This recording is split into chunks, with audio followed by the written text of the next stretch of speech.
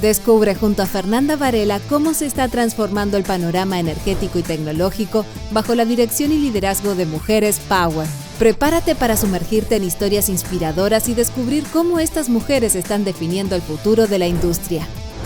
Girl Power comienza ahora. Muy buenos días, sean todas y todos muy bienvenidos a un nuevo capítulo de Girl Power, este espacio donde conocemos y conversamos con las mujeres que están aportando activamente a la transición energética y la acción climática.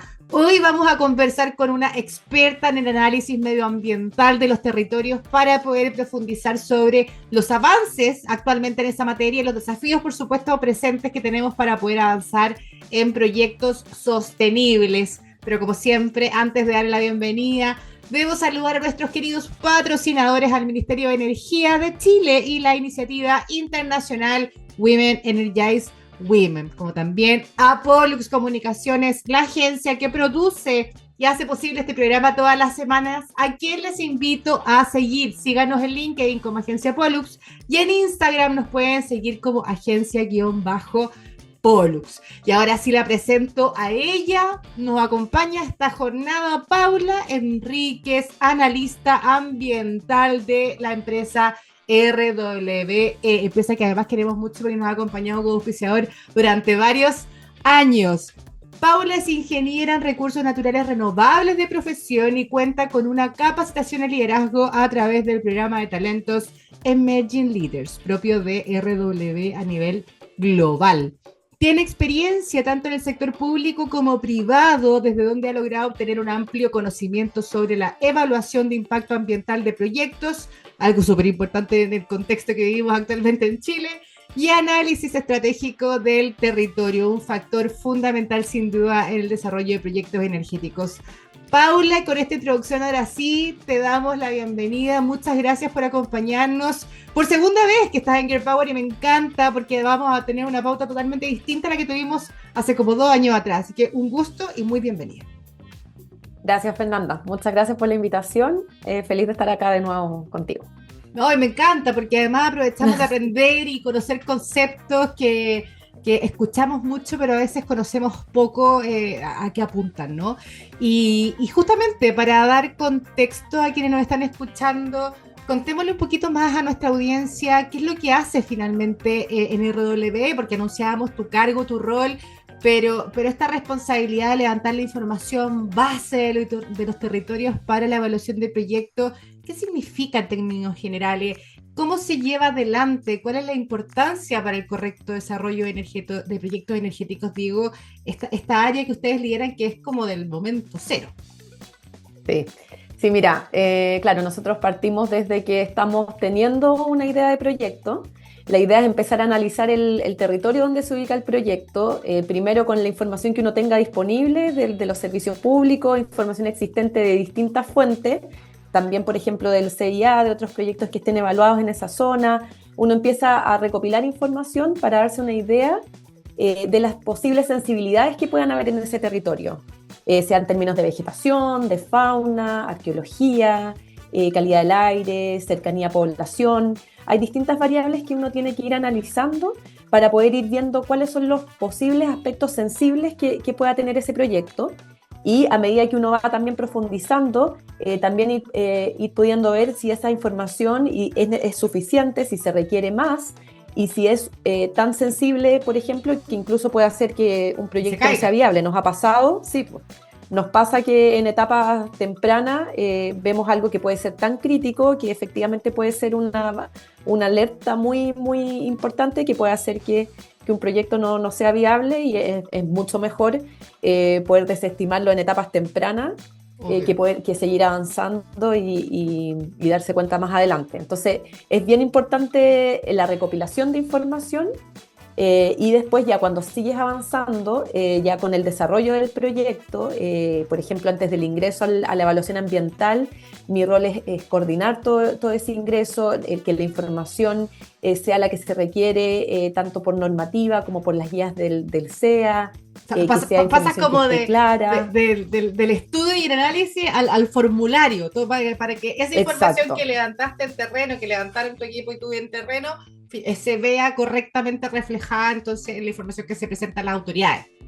Sí, exacto, que estén bien evaluados los impactos, en el caso de un estudio de impacto ambiental o de una declaración de impacto ambiental, que toda la información, digamos, sea la necesaria para poder decir, en el caso de una declaración, que no tengo efectos significativos, o en el caso de una EIA, que sí los tengo y cómo me hago cargo de eso. Entonces, es bien relevante porque al final todas las áreas de la empresa confluyen en esto. Tú necesitas ingeniería, por supuesto, necesitas tener un proyecto desarrollado con todas sus partes, tener claro cómo vas a disponer tus residuos líquidos, tener claro cómo va a funcionar tu parque eólico, tus baterías, tu subestación, tu línea. Entonces, se necesita ingeniería, se necesita también el lado comunitario, quiénes son tus vecinos, conocerlos, poder sociabilizar el proyecto desde temprano con esos vecinos. Se necesita también una parte quizás más de recurso, en el caso de los eólicos, saber por supuesto que el recurso es bueno, para ese recurso cuáles son las turbinas que son las más idóneas, etcétera. Y se necesita también esta parte ambiental, que es la que te estoy comentando. Entonces, ahí entra Claudia Aravena, ¿no? Que estuvo en el programa hace un tiempo también como jefa de recursos y que con ella pudimos profundizar un poquito en que es un mix también con lo que usted en el fondo lo ven desde tu área, Paula, y lo que tú lideras, porque ella nos hablaba en su minuto de la importancia del recurso y cómo se cruza probablemente con mucha información de la que levantan ustedes, tú misma, ¿no? En términos de que, claro, puede haber un tremendo recurso acá, pero si hay una comunidad cercana que le puede impactar el aerogenerador, hay que, de repente, elegir otras ubicaciones y sacrificar un poquito el recurso por el bien del entorno, que me parece maravilloso. Sí. Me quería detener, hay varias cosas que quiero reforzar de lo que estabas comentando, pero lo primero, quizás para quienes no están muy metidos en las industrias, los grandes proyectos, cuando hablamos de factores críticos, que decías que podría generar,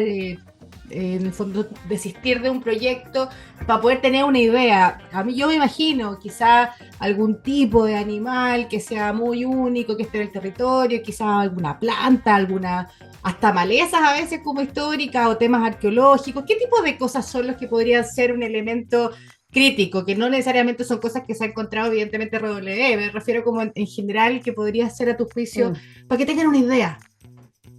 Yo creo que, por ejemplo, si estás en un área que es hábitat de una especie que está en categoría, por ejemplo, un ave que está en categoría de conservación y que nidifica en el área de tu proyecto, eso puede ser crítico.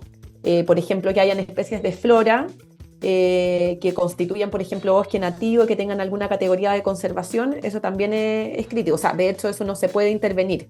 Ya es un área de exclusión en el fondo. Perfecto. Ninguna acción de mitigación y de paliar un poco el impacto. No se puede. Sí. La arqueología, por ejemplo, si hay muchos hallazgos que sean sensibles, que por ejemplo, para saber el potencial de si hay en el subsuelo, tengas que hacer, por ejemplo, pozos de sondeo, que tengas que estudiar más, también puede ser un punto muy sensible, porque si son muchos, eso es tiempo, también son recursos, entonces también es un área crítica. Si tienes población muy cerca, hay hartas variables de este tipo de proyectos, como sobre todo en la construcción, que son más intensivas las etapas de construcción porque son más cortas y conllevan más actividades. Pueden afectar las emisiones de ruido por la maquinaria, las emisiones al aire, por el material particulado, por los gases de la combustión de las maquinarias. Carretera. Entonces, si hay el uso compartido de carretera. Los viajes, claro. Entonces, si tienes población muy cerca, eso también es un punto a considerar que es muy importante. Ojo allá, pero por eso ahí toma doble importancia todo lo que ustedes levantan, porque estos análisis, y es súper importante sin duda hacerlo, te presentan el territorio tal cual es, ¿no? Ya uno deja de ver un plano con un buen potencial, sino que te muestra también cuáles son los impactos que podría generar y que podría un plan de acción para mitigar o paliar o proteger también, o de frentón desistir. La otra pregunta que te quería hacer, aprovechando tu experiencia y que yo creo que acá re poca gente de verdad maneja los conceptos. Tú mencionabas la declaración de impacto ambiental, como también mencionabas un estudio de impacto ambiental, el famoso DIA, la famosa DIA o el famoso EIA. Pero yo no sé si tenemos tan claro cuál es la diferencia, a qué apunta cada uno, qué tipo de proyectos deberían tener una vía, qué otros proyectos deben tener una IA. Si nos puedes guiar un poquito con esos conceptos, que yo creo que son súper importantes para cuando después nos aparezca en una nota de prensa o en una red social, sepamos a qué apunta. Sí, mira, yo creo que lo primero ahí son como varias preguntas que uno responde. Cuando yo estoy analizando un proyecto, lo primero que hay que ver es si ese proyecto corresponde que ingrese o no a evaluación ambiental. No todos los proyectos ingresan a evaluación ambiental. En el caso de una central de generación, ingresan los que son mayores a 3 megas. Los que son menores a 3 megas no ingresan, no tienen la obligación de hacerlo. Okay. También en el caso de las líneas de transmisión hay umbrales. Entonces, no todos los proyectos ingresan y por eso es bueno hacerse la pregunta de, ok, este es mi proyecto, ¿debe ingresar o no? Y después... Y esas tipologías de proyectos están tipificadas tanto en la ley como en el reglamento del sistema de evaluación de impacto ambiental. Entonces ahí yo me guío por cuáles son los tipos de proyectos que ingresan. Y después viene la pregunta de, ya, ingreso, pero ¿cómo ingreso? ¿Con una declaración de impacto ambiental o con un estudio de impacto ambiental? Y para responder esa pregunta, lo que uno tiene que ver es cuáles son los efectos que tiene mi proyecto y si estos son significativos. Y ahí pero eso viene analizando... mi pregunta viene de quien está desarrollando el proyecto basado como en estos estándares normativos, ¿no? Tú dices, sí, cumplo con estos cheques, entonces debería apuntar a una vía. Claro, en el reglamento y también en la ley, pero en el reglamento se desglosa un poco más. Está si produzco, por ejemplo, algún efecto significativo en la salud de la población, o en los recursos naturales, o en patrimonio arqueológico, o en zonas con valor paisajístico o turístico. Ahí se van desglosando cuáles son los contenidos en el fondo, las áreas que yo tengo que analizar. Y para analizarla yo necesito la información de mi proyecto, o sea, saber bien cómo va a ser mi proyecto, de la descripción del proyecto, cuánta mano de obra, cuántos viajes, cuántos paneles, cuántas turbinas. Necesito toda esa descripción quizás más técnica de mi proyecto en sí, y eso va unido a la información de línea base de los distintos componentes ambientales, en el fondo, qué cosas tengo ahí, cuál es la fauna de ese sector, cuál es la flora, cuáles son las carreteras que tengo, la calidad del aire. Entonces uno tiene que mezclar esta información, la descripción del proyecto con la información de línea base. Y ahí uno va pudiendo responder con mayor claridad si es una DIA o una IA. Si producto de mi proyecto estoy generando efectos significativos en la salud de la población, en recursos naturales como el agua, como el suelo, como la flora, como la fauna, en el patrimonio arqueológico, tengo población protegida, por ejemplo, cercana, si produzco algún efecto sobre ellos. Entonces ahí, con esa información, uno va analizando y concluyendo. Y eso ya en el caso de la DIA y la IA se ingresa, como mencionas tú, y pasa por una revisión, me imagino, y que te la aprueban o no, sí. Te pueden levantar algunas investigaciones adicionales. Claro, si yo concluyo que mi proyecto no... Sí, si yo concluyo que mi proyecto no tiene efectos significativos en ninguno de los objetos de protección, entonces es una declaración de impacto ambiental. Si concluyo que los tiene, es un estudio de impacto ambiental, y como estoy diciendo que tengo algún efecto significativo, yo me tengo que hacer cargo de esos efectos. Entonces ahí propongo un plan de medida, de mitigación, de compensación o reparación, y su respectivo plan de seguimiento en el fondo para yo poder analizar si es que las variables se están comportando conforme a lo que yo predije, si mi plan de mitigación está siendo efectivo o no, o mi plan de compensación o mi plan de reparación.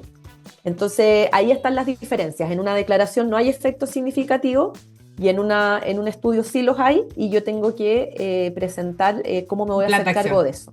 Sí. Ahora que lo explicas así en simple, queda súper claro, porque en la práctica los nombres lo dicen. La declaración es, estoy declarando que las características de mi proyecto, donde no tengo mayor impacto, esto es lo que hay. Este es mi análisis de base. Y el estudio, como dice el nombre, es un estudio más profundo, donde ya tengo identificado ciertos impactos y presento cómo los mitigo, de alguna forma. Sí. ¿Cómo pretendo llevarlo adelante con ese proyecto? Perfecto, me queda súper claro. Ahora, ¿cómo se complejiza esto más? Que ahí quiero pasar a una materia que ha sido un temón en Chile y que está...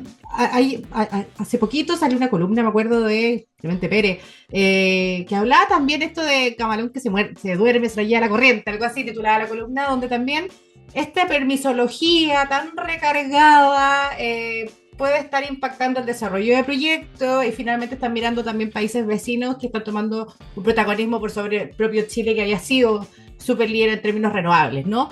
Pero desde tu área, cuando hablamos de permisología, tú mencionabas también que son multifactores, que te basas en información y requerimientos de distintos organismos, y ahí entiendo que también hay un factor de actualización de alguna forma que me parece muy positivo, y lo conversábamos antes de la entrevista también en off, que Chile tenga estos super estándares, que se base en buscar un desarrollo más sostenible de los proyectos, pero esta como información adicional con estándares de cambio climático, requerimientos y restricciones, que quizás son súper importantes, pero son manejables, estamos usándolas correctamente, está correctamente traspasada, sensibilizado lo que se espera de estos nuevos análisis que deben considerar ustedes, porque ahí yo entiendo que a ti te llega una alerta de que hay un nuevo requerimiento y tienes que sumarlo a todo tu análisis. Entonces, ¿cómo te impacta a ti en tu área y cómo ves esta famosa permisología desde tu día a día que tanto se habla a nivel ya país? Sí, mira, de eso yo creo que estamos como todos muy, muy de acuerdo y muy contentos también de que Chile se ponga metas que son ambiciosas en términos, por ejemplo, de cambio climático. Yo creo que todos tenemos que apuntar a hacer mejores proyectos, a hacer proyectos que sean más sostenibles y que vayan en línea con estas metas y estos desafíos que el país se ha puesto, porque estamos viendo los efectos de cambio climático y si no tomamos acción ahora, o quizás la debimos haber tomado mucho antes a lo mejor, tenemos en el fondo que actuar y que actuar con celeridad. Entonces a mí me parece muy bien que hayan metas y desafíos que sean importantes y que trabajemos para eso en conjunto. También me parece súper bueno de que se vayan estandarizando a través de guías, por ejemplo, que es la forma que ha encontrado el Servicio de Evaluación Ambiental para poder estandarizar cuáles son los contenidos, por ejemplo, que se requieren, de qué manera se requieren, porque a veces son bien específicas, entonces de qué manera estos contenidos deben estar plasmados en tus documentos de declaración o del estudio de impacto ambiental. Entonces eso me parece muy bien porque creo que hace más eficiente la evaluación tanto para los servicios públicos, que por ejemplo viene la información como a ellos les gusta y como ellos la piden, y también para uno porque uno sabe lo que se espera en el fondo y la expectativa de lo que es entregable. Claro, cuál es la expectativa y entonces cuál es el nivel de profundidad de la información y todo. Entonces, a mí también me parece muy bien que a través de guías eso se vaya estandarizando y se vaya, digamos, llegando como una versión más final. Cuando aparecen nuevas guías, claro, es un proceso que te puede hacer un poco más lento porque, no sé, si tú ya estabas próximo a ingresar, ya estabas avanzado en ingresar tu proyecto de evaluación ambiental, tienes que volver un poco atrás para ver si los contenidos están abordados, si están abordados de la manera correcta, no solamente mirar a lo mejor un capítulo, porque las declaraciones y estudios tienen distintos capítulos, entonces a lo mejor no solo tienes que mirar uno, sino que tienes que mirar varios para que sea consistente y que el documento de manera integral sea como redondito. Entonces sí, a veces te puede demorar cuando son cosas que tú ya estás como próximo a ingresar. Oye, Paula, perdona, continúa. La última idea que yo también creo que hay harto ensayo y error acá, porque por ejemplo la variable cambio climático es una variable difícil, porque en el fondo es predecir efectos en el futuro, con información de ahora, entonces siempre hay detrás supuestos, hay modelaciones, entonces por ejemplo en ese caso yo creo que es difícil y hay harto de ensayo y error en el fondo que vamos viendo si esto funcionó o no. Yo creo que a medida que las evaluaciones ambientales van ocurriendo y se van desarrollando los procesos, uno al final ahí puede hacer una evaluación, oye, ya esto sirvió, esto no sirvió, pudimos haber hecho esto de alguna manera mejor, quizá esta información es más apropiada. Entonces yo creo que estamos en un buen pie de que las primeras como directrices ya están emitidas, están generadas, las estamos aplicando y ahora también hay que ir viendo ya con el paso de las evaluaciones si eso efectivamente colaboró o quizá hay una mejor forma de hacerlo. quizás hay información que pudiese ser más adecuada. Entonces, todas esas preguntas como más de desempeño, digamos, de ya posteriores, creo que son las que nos podríamos ir haciendo ya con el paso de las evaluaciones. Y ahí Oye, pudiendo mejorar esto que finalmente siempre hay un mejoramiento continuo de estas guías. y eso desde la mirada de ustedes principalmente también, de cómo van mejorando sus propios estándares, cómo se va leyendo esa futurología que tú mencionas, que el cambio climático, pucha, que es vertiginoso y es tan flexible para bien y para mal, pues no tenemos idea cómo va a ser. Hay proyecciones, uno puede tantear, evidentemente está la ciencia que nos ayuda en eso, pero igual sigue cambiando. Lo que me quería detener un poco es desde la autoridad o desde los organismos que desarrollan estas guías, desde comunicadora también que soy, que me entra la duda, porque tú dices ya, nos enteramos que salió esta nueva guía, ¿hay alguna difusión oficial de eso por parte de los organismos? ¿Hacen alguna reunión? Porque también entiendo, y ahí nos puedes aclarar a quienes nos están acompañando hoy, estas guías son, si bien no son oficialmente vinculantes, igual lo son, pero no es una ley. Son como recomendaciones para levantar mejores análisis, ¿no? Claro, y porque la evaluación ambiental igual se va a basar un poco en el contenido de esas guías. Pero sí, ahí el Servicio de Evaluación Ambiental hace el trabajo de difundirla, también en el fondo de hacer capacitaciones, tanto a los consultores, digamos, a los profesionales, a las personas que están vinculadas como a aplicar estas guías. Ellos también hacen capacitaciones que las van difundiendo en sus distintos canales de difusión, en su página web también. Entonces, sí, ellos son los encargados y también en la página web del SEA, ahí del Servicio de Evaluación Ambiental, ahí están, hay una parte donde están las guías que están vigentes, ellos dictan distintas resoluciones con las guías que son observables, entonces ellos hacen esa tarea de difundirla. Y bueno, yo también ahí creo que el Ministerio de Energía, por ejemplo, colabora harto en eso porque ellos también hacen harto trabajo con las empresas, digamos, para ir pudiendo también difundir toda esta información, claro, y reforzando. Entonces, yo ahí también creo que ellos hacen esa labor de poder difundir, porque a veces quizás el servicio no tiene, el servicio de evaluación, digamos que las empresas de energía a lo mejor tienen más contacto con el Ministerio de Energía, que Exacto. Es la cartera, digamos, que entonces también quizás ahí es más fácil la llegada con las empresas, por ejemplo. Pero no, porque el SEA ve todos los proyectos de todas las industrias. Claro, claro, entonces esas guías no le aplican solo a energía, le aplican a distintos contextos, entonces yo creo que ahí entre varios organismos públicos han hecho ese trabajo de difundir y de aportar en eso. Una buena noticia ahí, porque en la práctica hay un trabajo de poder transmitir bien esto y las organizaciones, las empresas no se encuentran con sorpresa necesariamente si hacen un buen seguimiento a las plataformas disponibles que tiene el SEA, Servicio de Impacto Ambiental. Servicio de Evaluación Ambiental, ahí sí, lo te decía. Sí. Ahí y quizás también aportar como, también relacionado con lo que estábamos hablando antes, pero algo que nosotros hacemos harto en RW es cuando estamos preparando los proyectos, nos gusta reunirnos con autoridades locales. Por ejemplo, de las regiones en las que estamos trabajando.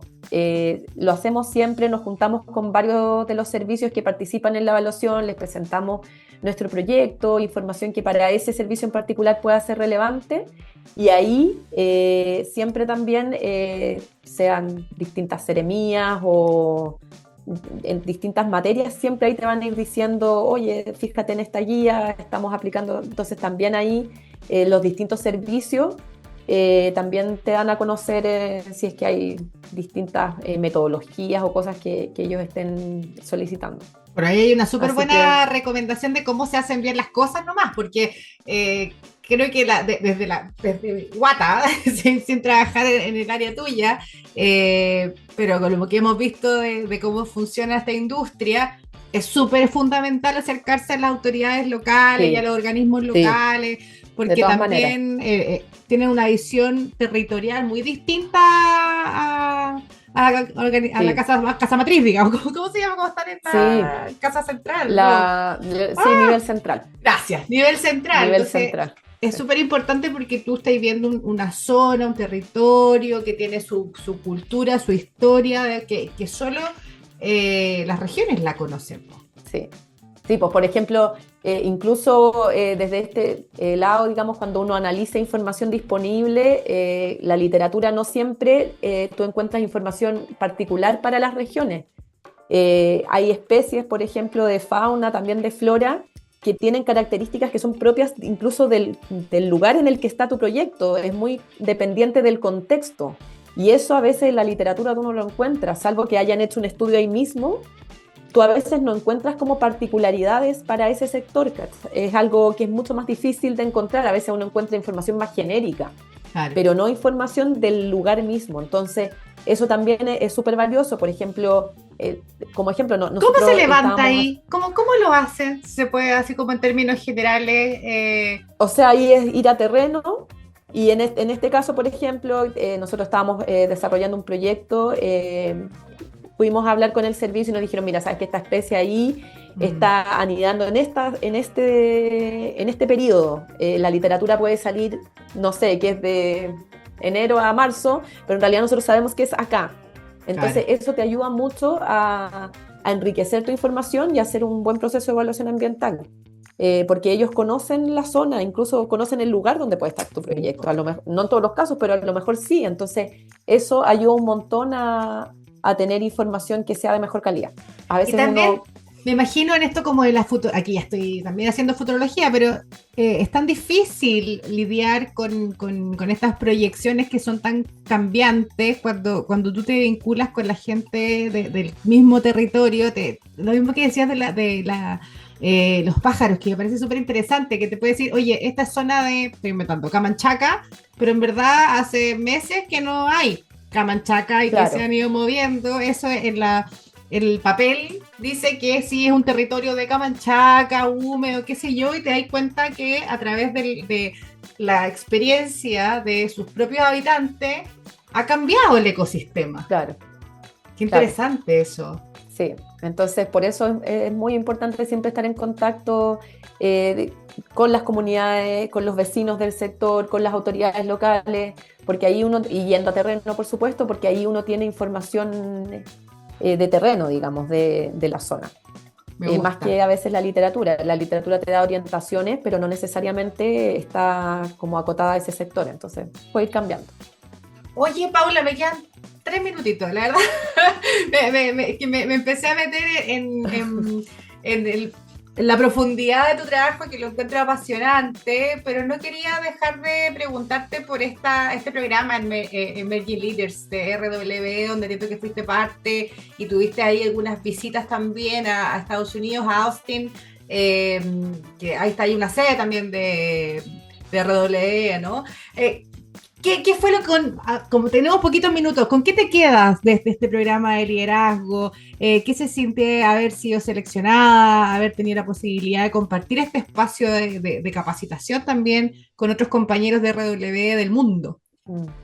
Sí, no, fue una experiencia muy buena, claro, a veces uno trabaja muy, digamos, aislado, entonces haber conocido a otros colegas de la empresa que hacen lo mismo que yo allá, fue una experiencia muy buena, y no solo lo mismo, sino de otras áreas también, más técnicas. Habían varios que eran, por ejemplo, de mantención de las turbinas, que trabajaban como ya en terreno mismo, ya con los proyectos operando.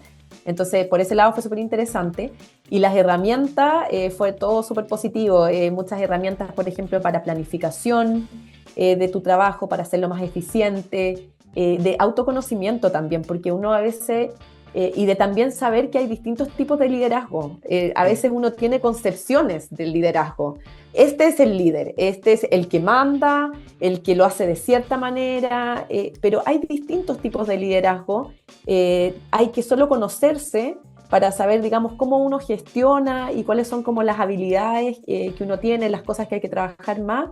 Pero cada uno es un líder, no necesariamente el jefe es el líder, sino Exacto. de que cada uno desde sus roles puede ejercer un rol de liderazgo. Y eso yo lo entendí a través de ese programa. Entonces, como que con eso me quedé, porque te ayuda, al final es una herramienta también de autoconocimiento, de cómo uno, por ejemplo, reacciona frente a ciertas situaciones, cómo uno trabaja, te gusta trabajar más en equipo, te gusta trabajar más solo, a lo mejor si te gusta trabajar más solo, entonces tienes que esforzarte un poco más para poder Generar digamos, vínculo.